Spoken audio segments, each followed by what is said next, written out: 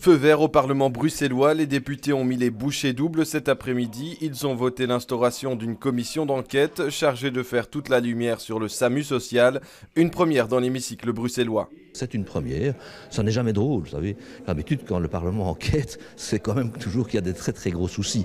Et donc voilà, c'est en même temps, je crois, il faut l'interpréter comme une victoire de la démocratie, parce qu'il faut laisser à l'opposition le rôle qu'elle a joué dans cette création, d'une part. Maintenant, il revient simplement aux commissaires, aux futurs commissaires qui vont être désignés, de faire ce boulot en toute rigueur, avec détermination. La présidence devrait revenir à l'Open VLD Stéphane Cornelis. Les 3 vice-présidents devraient être issus du MR, du CDH et de Groen.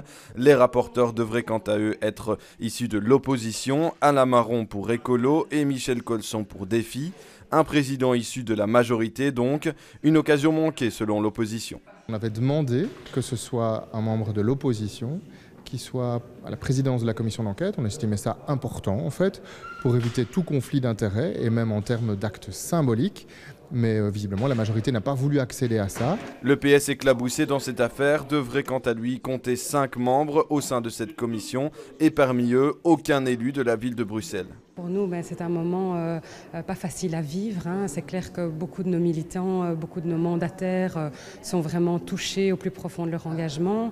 Et donc, c'est important pour nous de pouvoir faire toute la clarté sur les affaires, mais aussi travailler sur l'avenir pour que tout ce genre d'affaires ne puisse plus jamais se reproduire. Le début des travaux est prévu pour mardi prochain. La commission d'enquête devrait rendre ses conclusions en septembre.